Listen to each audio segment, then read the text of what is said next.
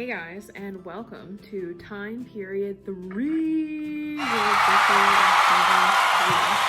video 10. And this time period is going to go from 1815 to basically the Congress of Vienna until 1914, which is going to be the start of World War I. So the biggest thing that's really happening during this time period is going to be the Industrial Revolution. Remember that? Industrial Revolution. Yeah, that's a fun video. Go back and watch that one. So that one is going to be the main idea of time period 3. So if you remember, the Industrial Revolution comes from, first off, we have that agricultural revolution that comes from the Age of Exploration. And then it moves into the Commercial Revolution when we're no longer going to be farming for subsistence anymore. Now we're going to be farming for growth in the markets, which turns into industries and people moving into cities. Life is going to change a lot for people because of the Industrial Revolutions. You're going to have a higher birth rate, and you're also going to have a higher life expectancy now that we have better medical care. However, because we have an increase in better medical care, and we're also going to have more people around, that's going to cause an increase in the amount of poor people, because cities, as people are moving into cities, they're not really adapted to the sheer amount of people that are in them. And so they have a lot of trouble adapting to that sudden growth. In addition, you're going to see a proliferation of the fine arts for the common people. Now we're going to have museums and opening of public schools, a lot of things that come with more time not having to be spent on the farm. With urbanization, which is growing, you're going to have a higher concentration of people in one area, which also ends up causing a lot of poverty and crime, but which is eventually going to lead to the temperance movement, which, if you know anything about United States history, that's going to be the Prohibition Amendments and the eventual Prohibition failure. There's going to be several different inventions that are happening during the Industrial Revolution, which are super, super important. Number one being the steam engine. Because we have the steam engine, we can now have locomotives, which can pull things way further than the roads could pull things with carts and horse and buggies. We have refrigerated cars, which means that you can ship produce way further. And you're going to be able to have a more expansive market. You're no longer just selling within a small pool of people. Now you're able to expand your market way farther beyond. You're also going to see a massive explosion in textile manufacturing with, it starts off with the flying shuttle, but then it goes into the spinning jenny, and Eli Whitney creates the cotton gin. The cotton gin really saves the cotton industry, which is very unfortunate when we're talking about the slavery that's happening in the United States. Slavery would have ended way earlier in the United States if it hadn't have been for the cotton gin, because harvesting cotton is not economically feasible unless you can do a large amount, which wasn't possible until the cotton gin. You're also going to see an increase in coal mining, as people are no longer going to be using trees for fuel sources, but coal. And because of that, we have the steam pumps. So that way we can be able to drill into the mines easier. With that comes the production of oil, and with oil becomes a multitude of different inventions, including later on when you get closer into like the 1914 range. You're going to see automobiles and planes in World War I. You're going to see the internal combustion engine, which is able to make that all possible, which really runs on oil. You're also going to see the invention of steel with the Bessemer process. And you're also going to see that increase in communication. Now we have the telegraph and the radio. A lot of these inventions are going to be coming from the United States, because the United States is a pretty stable form of government during this time period and is appreciative of inventors. The other thing, before it comes to America, before all these things started to get invented in the United States, the first Industrial Revolution is going to happen in Britain. Why Britain first? Why Britain before everybody else? Well, Britain has the most stable form of government during this time period, and Parliament really supports businesses. There is a lot of private initiative. It's very capitalistic. Investors can really see a direct return for their investments. There's also going to be no wars fought on British soil during this time period. You're going to see a great need for industrialization, because Great Britain doesn't have a ton of natural resources itself since it's so small compared to like the United States.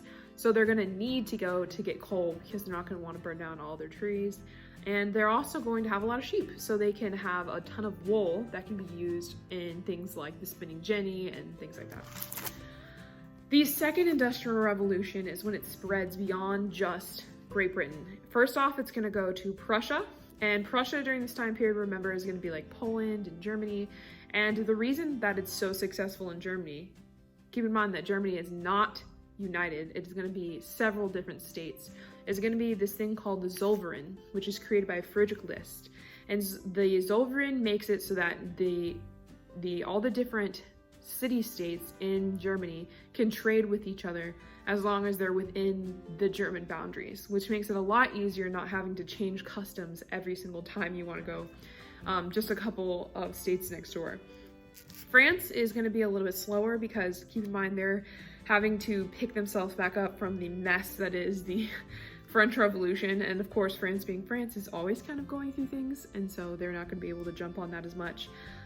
Southern and Eastern Europe really never jumps on the industrialization train. Even today, they're mainly based off of agriculture still.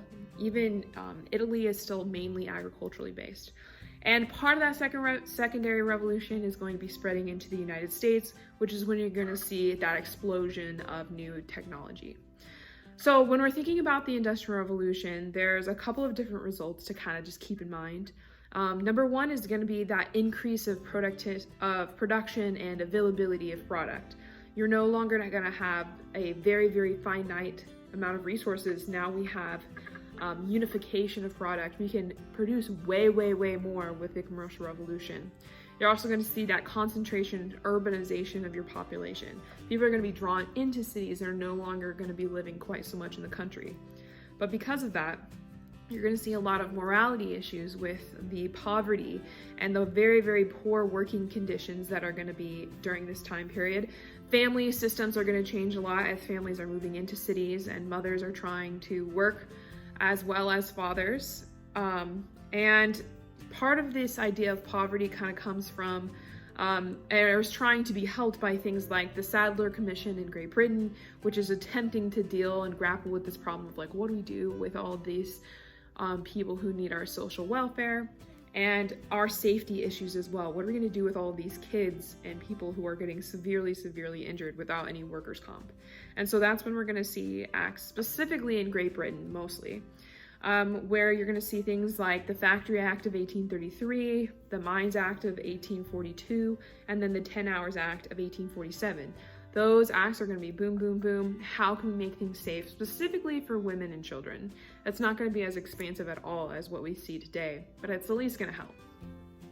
You're also going to see a massive impact on the classes of people as addition to the gender dynamics of Europe during this time.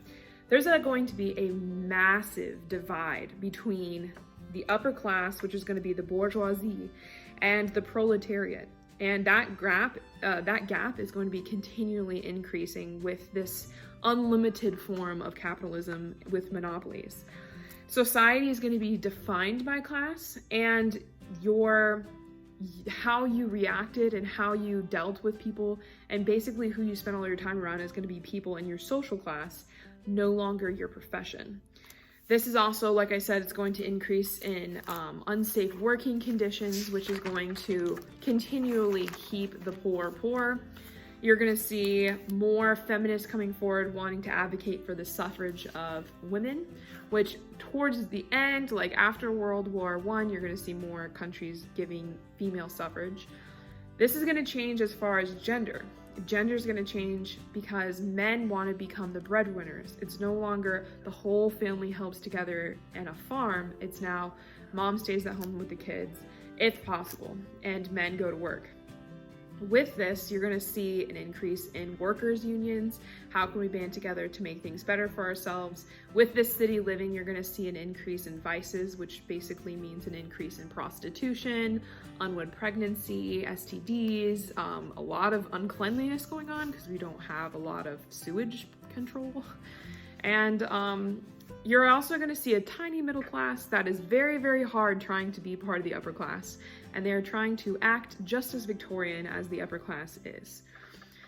With the upper class, they are going to now have time for leisure, and with leisure comes the invention of bicycles, of plays, of different baseball games, specifically like in the United States, not so much in Europe, but you're going to see more people being able to do things not just to survive. You're going to see city reform. And so with all the bad things that came with cities, there are people who are trying to create a new idea of how we can make things better. One of those people is going to be Jeremy Bentham, in addition to things like the Chadwick Report from 1842, which is going to show how communicable diseases spread, like cholera. Paris is going to be redesigned for sewage, electricity, and eventually indoor plumbing by a guy named Georges Haussmann. And he's going to try to reform the city and restructure the city to accommodate this growing industry. And that's the introduction to the Industrial Revolution, and we'll see from here on out how it's going to continue to impact European society.